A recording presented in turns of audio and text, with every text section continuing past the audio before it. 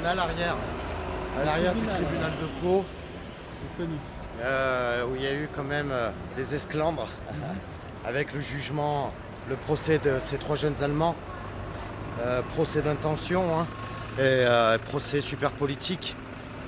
Alors bon, ils ont retrouvé dans le coffre effectivement des ustensiles qui portent à croire que, mais en attendant, ils n'ont rien fait.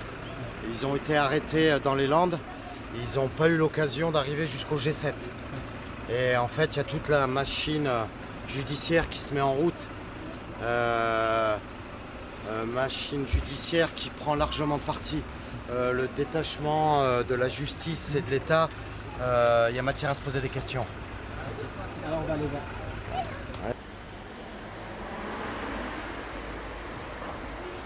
Une pétition contre la fermeture de ce bureau de poste là. D'accord. Fermeture d'un bureau de poste de quartier et contre la destruction des services publics. En France, c'est monnaie courante. Maintenant, tous les services publics y passent les uns après les autres, que ce soit la santé, l'administration, les pompiers, tout y passe. Et on est en train de foutre en l'air un pays entièrement. Voilà. Et donc on est là effectivement pour faire signer les gens qui passent du quartier et pour les mobiliser pour des actions à suivre. Donc ça, c'est pas la seule poste de Pau. Non, il y a une poste centrale. Mais fermer celle-ci, ça veut dire que... Ben, ils ferment celle-ci, c'est tout le quartier qui est embêté, quoi. Ils doivent aller soit à la poste centrale, soit à Verdun. Et c'est la merde. Ils ont déjà fermé celle de l'Alsace-Lorraine. L'Alsace-Lorraine est fermée. Alors Bière, bon, c'est une autre ville, mais l'Alsace-Lorraine, c'est ici, quoi. Donc c'est le bordel. Donc il y a des tas de gens qui peuvent maintenant, quand ils veulent aller poster un courrier ou chercher un mandat ou je ne sais quoi, il faut qu'ils se déplacent. Imaginez les personnes handicapées. Voilà, c'est épouvantable, quoi. Vraiment. Et c'est un quartier de personnes âgées. Il y a d'autres services publics qu'on ferme, comme les impôts. Oui, les Bah, bien impôts, sûr, ils sont il est en lutte. prévu. Ça fait 4 mois qu'ils sont en lutte. Sur le département, ils ferment je ne sais plus combien de trésoreries. Et donc ils sont en lutte, c'est vraiment... on est en train de nous dépouiller, on nous dépouille de tout ce qui est service public. Et là il y avait une personne qui était professeure à Sercasté. Alors, ils ont des classes qui débordent et on ne crée pas de poste et voilà. Donc ça c'est... Voilà un peu la situation de la Il y a France. aussi les hôpitaux qui sont... Alors les hôpitaux, les urgences depuis plusieurs mois, à Pau, on y est allé plusieurs fois avec nos amis Gilets jaunes pour les soutenir. Mais c'est vraiment, bon voilà, on nous met dans une situation très difficile. Ils ferment des maternités par exemple, des maternités locales. Les femmes qui accouchent, il faut qu'elles fassent des kilomètres et des kilomètres pour accoucher. Dernièrement, il y en a une qui a accouché sur la route. Bon, je veux dire, ça devient quoi les urgences dans les hôpitaux, on meurt dans les hôpitaux maintenant, dans les couloirs, parce qu'on ne peut pas être soigné. Qu'est-ce que ça veut dire ce pays? Macron dit que c'est la modernité et en fait on revient au Moyen-Âge. Macron nous ramène au Moyen-Âge et il dit que c'est la modernité. C'est la modernité pour les très riches, ça c'est sûr, parce que là on a vu qu'il leur a filé 5 milliards. Ça a été le comité là, qui suivait les résultats par rapport à la suppression de l'ISF et la flax tax, comme ils disent. Ben voilà, ça a rapporté 5 milliards aux riches. Et nous, on n'a plus rien. C'est très bien. On dit qu'il y a eu 13 milliards qui ont été donnés pour le social à cause des gilets jaunes et tout ça. Ça c'est une gigantesque blague. D'abord, c'est payé par la Sécu, parce qu'ils nous ont foutu la Sécu en... C'est payé par les contribuables. La Sécu était à l'équilibre, elle est au déséquilibre. À cause de cela, parce que l'État ne va pas compenser ce qui fait supporter la Sécu. C'est 13 milliards. La Sécu est en il déséquilibre devrait... à cause des gilets jaunes. Pas à cause des gilets jaunes, Alors, à cause de la...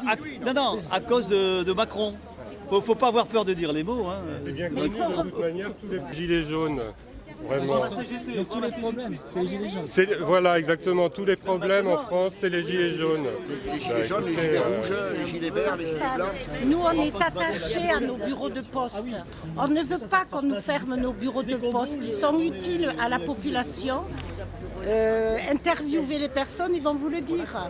Alors on nous tient un discours soi-disant moderne, que ces bureaux de poste sont anciens, mais non, ils ne sont pas anciens. Il faut les moderniser, on est d'accord, et créer des postes de fonctionnaires dedans, mais il ne faut pas les transformer en commerce.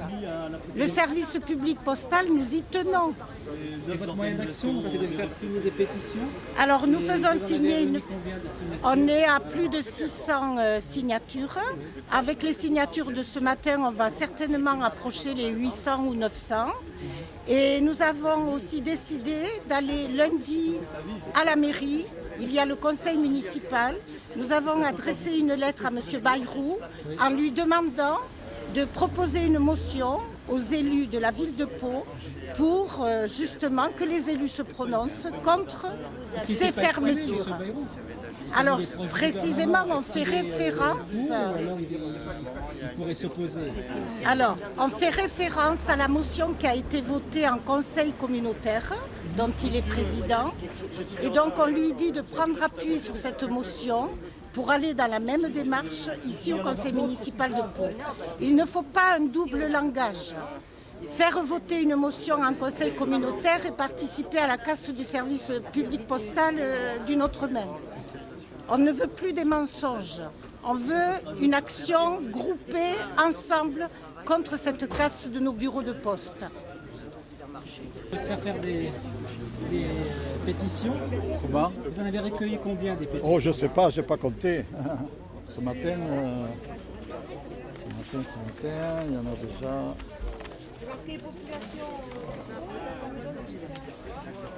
Et donc vous venez tous les jours? Non, non. On est venu ça. Voilà, ça c'est de ce matin. Mais on est 4 à faire signer. Et pour vous, c'est important de préserver donc, le service public? Ah ben oui, et de proximité aussi pour faciliter la vie des gens, quoi. Parce qu'on va rétorquer que c'est un objectif de rentabilité, que la Poste perd de l'argent. Déjà, est-ce que c'est vrai? Et même si elle perd de l'argent, est-ce que ça justifie justement une fermeture? Parce qu'il y a la proximité, il y a Oui, un service public qui soit vraiment accessible, quoi. Voilà. Parce qu'à force de fermer, c'est la diminution des services qui se... moins de qualité de service. Alors après, il doit y avoir d'autres possibilités. Maintenant, comment dire, les questions de rentabilité, elles sont à toutes les sauces partout. C'est toujours sous ce prétexte-là qu'on diminue les services rendus aux gens. Voilà.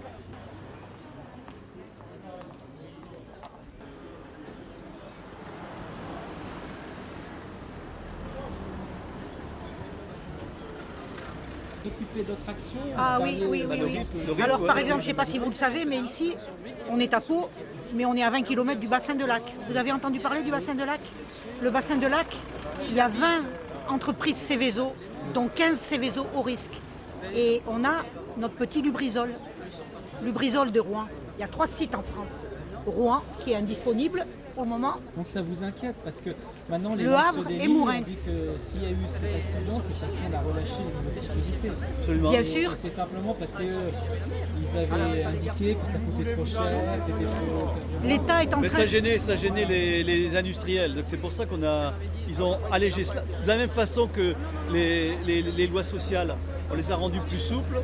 On a mis des plafonds. Quand quelqu'un se fait licencier pour raison, sans raison, je dirais, on limite le dommage subi par le patronat qui a licencié. Donc ça montre bien la logique qui est derrière, quoi. La logique, c'est de dire, bon, les patrons font ce qu'ils veulent, quoi, en gros. Et donc pour la sécurité, c'est la même chose. Le Lubrizol, c'est l'exemple. On voit bien que manifestement, ils ont mis beaucoup plus dans le dépôt, ils ont mis beaucoup plus de produits qui étaient habituels. Ils ont monté en charge Voilà. les dépôts sans faire les études environnementales. Ben voilà, Et parce qu'ils l'État- ont pu le faire et l'État- grâce à ce changement de loi. Et l'État est en train de se dégager de la sécurité, de notre sécurité, de le déléguer au privé. Et ça ne peut pas le faire parce que c'est dangereux. Parce que le bassin de Lac, il n'y a pas eu de grosses... Enfin, il y a eu des problèmes récemment avec Sanofi, mais globalement, il existe depuis les années 50. Donc ça a été un grand poumon de développement industriel. Mais on ne peut pas faire n'importe quel développement industriel si on néglige la sécurité. C'est parce que c'est comme ça a été dit, donc c'est CVSO2 pour une bonne partie des boîtes qui sont sur le bassin de lac. Et puis les gens sont coincés, c'est une omerta. Les gens, ils ont leur travail, ils ont leurs enfants qui travaillent, ils ont leur maison, ils sont malades. Nous, on avait une réunion hier. C'est une tristesse absolue. Les gens, on le voit, ils sont malades, ils toussent, ils ont des maladies respiratoires, mais ils ne peuvent pas le dire. Mais à Lac, vous voulez dire? Bien sûr. À Morez, bien sûr. Les fumées ça rentre dans les maisons. Ils sont coincés. Par contre, on les surdote. Ils ont des équipements. C'est une ville de 20 000 habitants qui a des équipements de 40 000. J'ai entendu que le site gazier est en déclin. Non, mais il est quasiment arrêté, mais il continue pour fournir Arkema. Il y a une société chimique qui est d'à côté. Anciennement Total, d'ailleurs, elle a été sortie du groupe il y a une dizaine d'années. Et elle continue à fabriquer à partir du soufre, du gaz, elle fait des produits. Mais le gros problème aussi, c'est qu'on a supprimé les CHSCT. Dans toutes les entreprises, il y avait des CHSCT qui s'occupaient de tous les problèmes de sécurité. Et qu'est-ce qui s'est passé? Ils ont changé la loi, donc ils ont supprimé les CHSCT. C'était il y a 2 ans. Et ça, c'est Macron directement. Il a supprimé les comités d'établissement et les comités d'hygiène, de sécurité et des conditions de travail. Donc Le comité d'établissement, il continue, c'est les CES. Mais c'est le CHSCT qui a été supprimé. Donc les salariés n'ont plus d'intervention sur ces questions-là. Ou alors c'est renvoyé au CES qui a remplacé donc les CE. Mais ils n'ont plus les moyens pour le faire. Voilà. Donc en fait, la catastrophe de Rouen serait la parfaite illustration Après, il y a des enquêtes en cours, mais on pense quand même que ce relâchement dans les obligations de sécurité, ça ne favorise pas la tranquillité, je dirais. Donc on est à risque un peu partout à cause des choix que fait le gouvernement actuel. qui est toujours pour le patronat, pour les ultra-riches. Voilà. Warren Buffett, le propriétaire de Lubrizol, 3e fortune mondiale. Mais ils n'ont aucune vergogne, aucun scrupule. Nos vies et notre planète, même la planète, notre planète qui est la leur, ils sont prêts à la détruire. C'est des malades. Juste pour le prix, l'adoration Et l'accumulation de richesses. Et c'est infini. Après nous le déluge, comme disaient certains. Et comme vient de décrire Ziegler, le capitalisme, on ne peut pas l'amender. Vous connaissez bien Ziegler, il est suisse. Ah bah Ziegler. Ouais, bah oui, il faut le détruire. Au 31 août, il a fait un discours. Ouais, et ben c'est là qu'il a dit ça. Vous étiez le 31 août à Genève? Non. Mais on a eu des échos par contre de ça. Vous avez vu les vidéos? Non, j'ai pas vu les vidéos. Par contre, j'ai lu son discours qui est exceptionnel.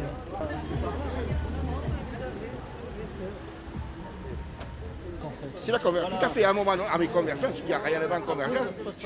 Expliquez-moi, vous avez une autre pétition?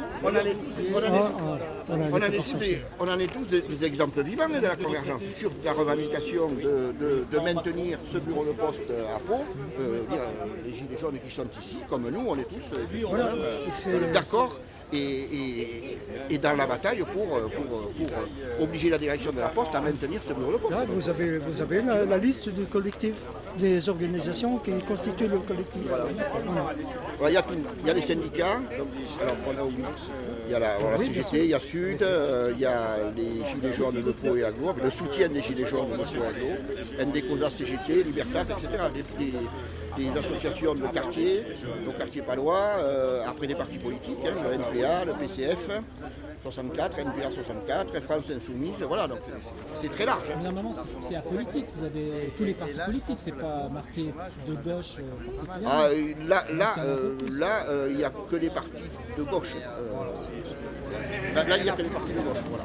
Mais il n'y a pas que les partis politiques. C'est très large, quoi. De toute façon, la bataille, maintenant, elle est très large. Donc effectivement, il y a des citoyens, des syndicalistes, des usagers, des citoyens, des usagers de ce bureau de poste qui se sont organisés dans ce collectif. Par contre, qui se réunit toutes les semaines pour... par contre, depuis le mois d'avril dernier, la section du Parti communiste français a décidé d'engager une campagne pour obtenir la gratuité des bus. parce qu'il nous semble que c'est la solution pour permettre... c'est un acte. Est-ce que ça peut être un programme de campagne parce qu'il va y avoir les élections municipales? Ça va sans doute faire partie d'un thème de la campagne électorale. On a réussi à recueillir déjà 10 180 signatures. Et nous n'avons pas terminé. Vous allez les déposer à qui? À l'agglomération, puisque nous demandons la gratuité sur l'ensemble du réseau de bus, donc Pau et les 30 autres communes. Qu'est-ce qu'on fait là? On danse la Zumba. Qu'est-ce qu'on fait là? On essaye de défendre un service public qui est en train de... on ne sait pas quoi faire, spéculer dans la bourse ou on ne sait pas où. Est-ce qu'ils ont donné une réponse? Est-ce qu'ils ont donné une réponse pourquoi ils voulaient fermer le bureau ici? Alors une réponse.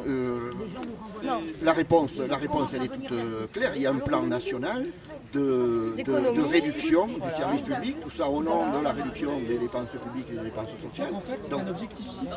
Ah tout à fait, oui, non, mais c'est concerné, élaboré, les députés ont voté des lois, voilà. Il y a eu, voilà. Et c'est comme les hôpitaux. Oui. La même chose. Voilà, c'est exactement la même chose. On est pour le retour au monopole public. Alors le mot monopole, effectivement, peut faire peur, mais il n'empêche qu'effectivement, le pays doit avoir la maîtrise complète de ses services publics. Et pour avoir la maîtrise complète, il faut en avoir le monopole. À partir du moment où vous laissez les opérateurs privés intervenir sur un marché, une activité qui est d'intérêt général, c'est la catastrophe. C'est la catastrophe pour les usagers. C'est la catastrophe. Tout à fait. Et quand ils disent en fait c'est la concurrence. On rigole, mais c'est tout sauf drôle. On l'a vu que c'est le contraire. Pas vrai. Au départ, oui, mais après il y a des ententes. Tout à fait. Et ils s'entendent au contraire pour monter les... On est tout à fait d'accord avec vous. Voilà. Et pardon, non, mais c'est exactement ce qu'ils sont en train de faire avec la Poste. Ils sont en train de le faire avec les hôpitaux, avec les forêts, avec tout, quoi. C'est la spéculation financière. C'est comme les ressources naturelles. Elles sont aux mains du CAC 40. Tout le monde commence à le savoir. Maintenant, on spécule sur les ressources naturelles et c'est pour ça qu'on fait les guerres. Au lieu d'apprendre à partager les ressources naturelles, et ben voilà, on les spécule à la bourse. Et ben on fait pareil maintenant avec les services publics. Et donc votre moyen d'action, ce sont des journées comme ça, de faire des pétitions, de parler avec les gens. Et vous avez un beau retour? Est-ce que les gens vous écoutent, sont d'accord avec vous? Il y a encore beaucoup de gens qui vous ignorent ou qui ne croient pas, qui disent ah ben non, c'est bien la privatisation. Alors franchement, je pense que quand on explique aux gens des choses, ils ne sont pas bêtes, ils comprennent. Ils comprennent, les gens qui sont ici comprennent très bien qu'ils ont, ils nous le disent, qu'ils ont un besoin vital d'avoir un bureau de poste à côté de chez eux. Voilà. C'est menacé depuis des années, mais enfin là, depuis Macron, je crois que c'est la première. Voilà. Je ne suis pas de la première jeunesse, comme on dit, et quand j'étais plus jeune, quand j'avais 10-15 ans, que j'accompagnais mon père pour aller aux impôts, pour aller à la poste, pour aller dans l'hôpital public et tout ça, en fin de compte, c'était accessible à tout le monde et c'était vraiment quelque chose de positif pour les gens, quoi. Maintenant, il faut faire des kilomètres pour aller dans les hôpitaux. Il va falloir faire des kilomètres pour aller poster une lettre, puisque là, ils suppriment ces bureaux de poste. Donc voilà, et tout est comme ça. Et pour les impôts, c'est pareil. Il y a les trésoreries qui ferment. Et c'est l'éloignement du service public vis-à-vis des citoyens. Vous êtes gilet jaune, non? Je vois que vous avez toutes les... Oui, alors je suis gilet jaune, mais avant d'être... Voilà, sans le gilet, parce que, comme vous pouvez le voir, je suis avant tout un citoyen. Voilà, donc je suis un citoyen en colère et nous sommes dans toutes les luttes. Que nous soyons gilets jaunes ou pas, ça n'a aucune importance parce qu'avant tout nous sommes français. Donc comme vous pouvez le voir, aujourd'hui vous m'avez reconnu. Citoyen du monde aussi. Citoyen du monde aussi. Quand même. Hein. Voilà, donc en fait, ce que vous pouvez voir aujourd'hui, c'est que je vous dis je suis gilet jaune, mais vous ne me voyez pas avec un gilet. Donc c'est ça en fait qui montre que la force de ce mouvement, ce n'est pas le symbole gilet jaune, c'est l'individu qui est derrière. Donc regardons l'humain derrière. C'est le peuple en fait. C'est le peuple. C'est le peuple tout simplement. Sa grande diversité.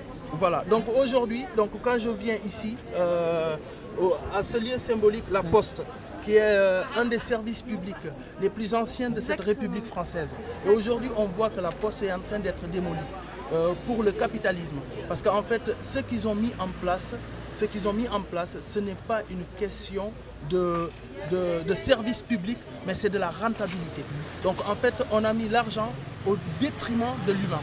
Et aujourd'hui, nous, ici, Gilets jaunes, citoyens en colère, syndicats, habitants de Pau et les alentours, nous disons non juste à la destruction de nos services publics. Voilà.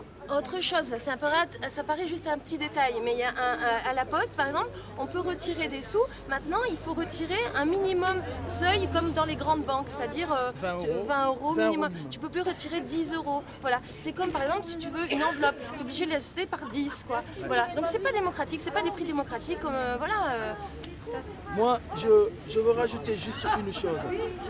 Vous venez d'où, monsieur? Suisse. De Suisse. Alors, ce qu'il y a, c'est que vous, en Suisse, je vais juste faire allusion à votre pays, où vous avez le RIP. Oui, enfin, c'est le référendum. Le référendum d'initiative citoyenne. Donc vous, en Suisse, aujourd'hui, quand vous faites le RIC, le seuil, c'est combien? Le seuil, c'est 50 000 personnes. 50 000 personnes en Suisse, vous arrivez à avoir le RIC. Nous, en France, on nous demande 10% du corps électoral. Cela veut dire 4,7 millions de personnes pour avoir le RIC. Donc aujourd'hui, je fais appel à nos politiques. Parce qu'aujourd'hui, en Suisse, un pays voisin frontalier, avec 50 000 personnes, vous arrivez à avoir le RIP. Et nous, en France, il nous faut 4,7 millions de personnes. Les députés, les sénateurs ont signé pour que le RIP puisse avoir lieu. Et aujourd'hui, nous attendons qu'ils fassent le travail pour qu'on puisse, au niveau des médias... Ils font rien pour justement inciter les gens à y aller. On m'a dit que le site est très compliqué. Pour beaucoup de gens, ça ne marche pas parce qu'il faut avoir toutes les informations précises. Et s'il manque une seule information, on est exclu. Exactement. Et donc là, aujourd'hui, c'est une aberration et c'est un déni de démocratie. Et donc cela, nous le dénonçons. Il n'y a pas de publicité, surtout. Exactement. Donc nous attendons que les politiques prennent leurs responsabilités, qu'ils fassent utiliser leur pouvoir médiatique pour qu'on en parle. Qu'on en parle partout dans tous les médias pour que en fait, les gens puissent aller signer le RIP. Aujourd'hui, nous sommes à peu près 900 000. Et encore, donc il faut 4,7 millions de personnes alors qu'en Suisse... Jusqu'à mars, je crois. Hein. Jusqu'au 20 mars. Et aujourd'hui, nous devons faire le travail. Nous essayons avec les moyens du bord. Voilà. Et oui, monsieur Emmanuel Macron, c'est monsieur Castaner, Laurent Nunez et consorts. On est à Pau, c'est une petite ville, mais on est là. On est là et on restera là pendant un petit moment. Pour protéger donc, le bureau de poste. Alors voilà. Il est plein ce bureau de poste. Oui, bah, ce bureau de poste, il travaille depuis ce matin. Les gens rentrent, sortent. C'est un bel outil, il a vraiment qui est rodé, qui fonctionne, qui a son utilité, qui est fréquenté et qui va être encore sacrifié. On peut dire qu'il va être sacrifié. Une fermeture de plus. Alors le bureau de Billère, dans les Pyrénées-Atlantiques, a fermé définitivement aussi. Voilà, encore un autre bureau de quartier qui a été fermé et qui drainait beaucoup de monde. En fait, voilà. Merci Monsieur Macron de conserver notre service public. Toujours les mêmes prétentions que les gouvernements précédents d'inverser la courbe du chômage. Alors on se demande là comment on peut faire pour inverser une courbe de chômage. Oui, c'est vrai, c'est de la faute des chômeurs s'il y a du chômage. C'est parce qu'on se multiplie, on est de plus en plus nombreux. Et puis, en fin de compte, il suffit de traverser la route pour trouver du boulot. Moi, je connais des personnes, leur route, elle fait 40 km. Ils partent de Pau jusqu'à Oloron-Sainte-Marie, 40 km pour aller travailler. Allons, perdants de la patrie, à nous la dette à éponger. Compte-nous sur la tirelire, les jaunards sans dents sont levés, les jaunards sans dents sont levés. Comprenez-vous, vœux de cocagne, mugir le malaise d'un État. Ils prennent jusque dans nos bas, exemptés, élus grosse fortune. On n'a plus les moyens, prenez Amazon, Macron, Macron, les gilets jaunes bientôt triompheront. On vote le changement de la Constitution. Macron, Macron, les gilets jaunes bientôt triompheront. Aux arbres citoyens, extinction, rébellion. Macron, Macron, les gilets jaunes, bientôt triompheront. Pom, pom, pom. C'était le guide. Alors Le là-bas, château. tu as les coteaux du Jurançon, où il y a les vignobles du Jurançon. Ici, les jardins du roi, hein. Les anciens jardins du roi qui s'étendent jusque là-bas, là-bas en haut dans la colline. C'était la balade d'Henri IV. Il est jaune là-bas devant. Tu comprends ce que je veux dire? Alors qu'est-ce que tu en penses? On s'est Bah, fait refouler par la sécurité du château. Truc de dingue, on est là avec une caméra, un micro. Il y a le gars avec son badge de la sécurité du château qui nous explique que pour des problèmes de sécurité en cas d'incendie, etc., qu'il faut demander une autorisation au directeur du château pour pouvoir filmer ou faire des films dans l'enceinte du château, en nous expliquant que c'est quand même un domaine public. Donc vu que tout est public, même en sortant du château en fait, on ne peut pas même être en mode touriste avec une caméra et un micro. On peut être des touristes avec du bon matos en fait, tout simplement. Mais comme avant, devant le château avec Valérie et Fredo, on a fait une petite chanson en gilet jaune devant le château et qui nous ont vus, ben voilà, il y a une forme de répression de bas étage fait par des gens de bas étage. Pour des personnes qui n'ont pas plus d'importance que ça, nous aussi, parce qu'en fin de compte, là je suis avec David, on n'a pas plus d'importance que ça, on n'est pas dans un gros mouvement de foule gilet jaune, il n'y a pas de manif, il n'y a rien. On a le droit d'être des touristes avec du bon matos en fait pour filmer. Et il y a des mecs de sécurité du château qui viennent nous faire chier parce qu'ils nous ont vus en gilet jaune 5 minutes devant. Voilà. C'est en partie grâce ou à cause de ça que les mentalités ont du mal à changer.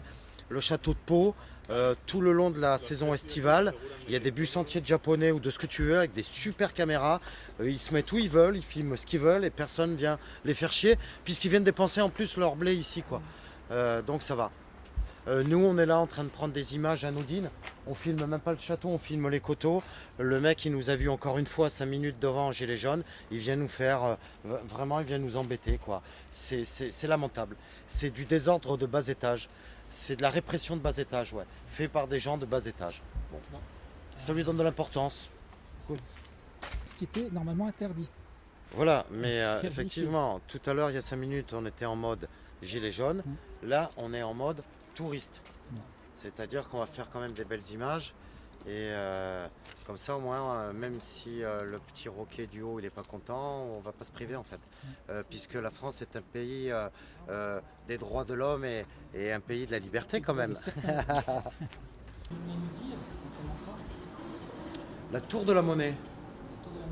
Impeccable, hein. Avec une charpente qui est d'époque.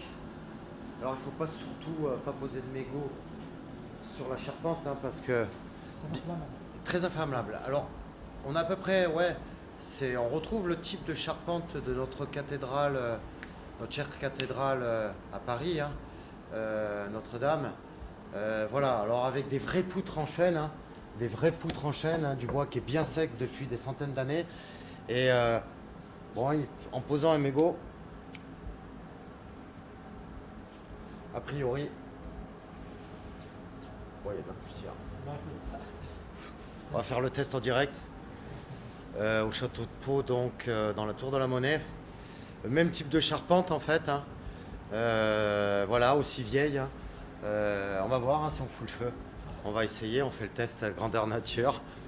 Qui est censé être interdit une fois devant le beau château de Pau. C'est vrai que c'est un beau château.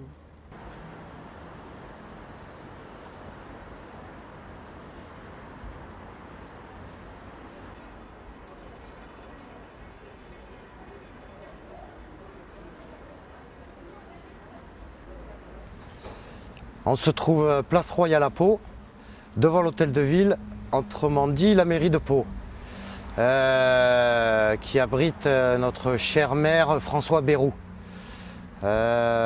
qui, je l'espère, pourra nous recevoir lundi après ce week-end Vous avez un message à passer? Ouais, pour discuter de la poste, du petit bureau de poste de la rue Carnot qui ferme. Au vu de la fréquentation du bureau, parce que c'est assez facile de se poser devant et de voir quand même que c'est un bureau où il y a pas mal d'activités. Donc la question se pose, pourquoi ce bureau ferme? Alors on espère rencontrer, bon c'est décidé depuis ce matin, donc on ne sait pas s'il sera présent ou pas. Voilà, c'est décidé comme ça, il n'y a pas de prémonition. C'est improvisé. C'est complètement improvisé, on ne formente rien. On espère simplement pouvoir discuter de ce sujet-là avec lui et puis voir si la démocratie fonctionne toujours. Ah, Henri IV, roi gascon de France, le ver galant. Hein. Alors je ne sais pas lui. Qu'est-ce qu'il dirait aujourd'hui de la situation actuelle? Qu'est-ce qu'il penserait de tout ça? C'est un roi qui était quand même un roi, hein, c'est-à-dire sévère, oui et non, avec son peuple. Mais au moins, issu du sud-ouest, je pense que ça devait être un bon roi quand même. Roi gascon, roi vivant, dragueur, hein, le ver galant. Je pense qu'il est en train de se retourner dans sa tombe à l'heure qu'il est, de voir ce qu'est devenu la France. Encore une fois, pays des droits de l'homme, ou pseudo-pays des droits de l'homme, je serais tenté de dire. Ouais, que pourrait penser notre cher roi gascon de tout ça? Devant la mairie tenue par François Bayrou, modem mais très engagé quand même pour la République en marche. Il ne s'est jamais opposé à la République en marche. Bien au contraire, on l'a bien vu accueillir à grande pompe notre cher président de la République pendant le Tour de France, dans nos cols pyrénéens. Bon, il a fait ce qui se doit. De toute façon, il a des positions par rapport à ça qui sont affichées. J'ai assisté au grand débat à Pau avec une amie où le maire de Pau, François Bayrou, a eu l'occasion de s'exprimer. Bon, il est resté flou sur certains sujets. Bon, voilà. On va essayer encore une fois de le rencontrer demain pour savoir ce qu'il pense de la fermeture du bureau de poste de la rue Carnot. Et on va voir encore une fois s'il y a encore un petit peu de démocratie dans notre pays et au moins en province. Donc si ce n'est pas lundi, on essaiera de le solliciter dans la semaine pour vraiment avoir un rendez-vous et discuter un peu de tout ça avec un ancien député. Mon fils qui avait fait de super études, donc bac plus 10, docteur en microbiologie. Il a travaillé à Ifremer après en postdoc, donc pas d'embauche. Hein, il a fait 3 ans en CDD. Et au bout de 3 ans, au lieu de lui renouveler, ou plutôt de l'embaucher, hein, il est quand même parti en Afrique, sur le pourquoi pas, il a travaillé, voilà, il a fait de la recherche fondamentale, etc. etc. C'était sa vie, hein, c'était vraiment sa vie. Passion. Nous, c'était une passion. Nous, on est fils d'ouvriers, petit-fils d'ouvriers, enfin voilà quoi. Chez nous, il n'y a pas eu de... on n'avait pas le bras long, on n'avait pas... donc au bout de 3 ans, eh ben, on lui a dit que voilà, ça coûte trop cher, les cerveaux coûtent beaucoup trop cher. Alors qu'est-ce qu'il fait aujourd'hui? Donc, alors il s'est recyclé, il était vacataire. Ah ben non. C'est un gâchis. Il a un beau gâchis, tout à fait. Il a été vacataire pendant 5 ans dans des lycées, collèges, etc. en biologie, donc en prof de SVT. Hein. Donc voilà, il a fait... c'était des remplacements. Hein. Il pouvait travailler 3 mois, comme 6 mois par an. Enfin, c'était voilà, c'est très aléatoire, la précarité, etc. Et là, du coup, il y avait du chômage entre deux, mais avec les nouvelles mesures, il n'y aura plus de chômage. Il y avait du chômage, oui, tout à fait. Voilà. Il n'était jamais sûr d'avoir du travail, quoi. Et finalement, il a décidé de passer son CAPES. Donc il a eu son CAPES. Mais il a refait encore des études. Il a dû rebosser pour passer le CAPES. Fait ses études, il ne travaille pas, il n'a pas de retraite. Quand il ne travaillait pas, il pouvait bûcher. Voilà, donc ça a été compliqué. Il recule le démarrage de sa vie. Absolument. Là, il est nouveau prof. Hein, c'est-à-dire que il a maintenant, il va sur les 43. Il va avoir 43. Et non, mais c'est formidable. La stabilité commence. C'est ça. Et donc, pour certains, on dit après 50 ans, on est trop vieux. Donc voilà. Donc, il a eu son CAPES, mais il faut savoir que quand on a eu le CAPES, On est pendant un an, bon, il a un poste, donc il avait un poste à 1 heure de chez lui quand même. 1 heure aller, 1 heure retour, donc très compliqué. Et en plus, il lui faut quelqu'un qui le surveille, comment on appelle, un parrainage, je ne sais pas comment ils appellent ça. Voilà, quelqu'un qui le suit. Voilà. Et là, cette année, depuis septembre, c'est son premier poste. Voilà. Donc là, il a eu son affectation à Brest, donc il n'est pas très très loin maintenant. Il est à 10 minutes de chez lui, voilà, c'est très bien. Mais on va dire en gros, c'est sa première année. Nous voici devant la mairie de Pau, où va se tenir un conseil des élus Pau Agglomération. Nous sommes là tous présents contre la fermeture du bureau de poste à Pau, le bureau de poste de la rue Carnot. Et d'ici quelques minutes, je vais voir si je peux participer à ce conseil municipal et voir si moi et quelques amis militants, nous allons pouvoir rentrer et assister à ce conseil et pouvoir poser des questions par rapport à ce bureau de poste.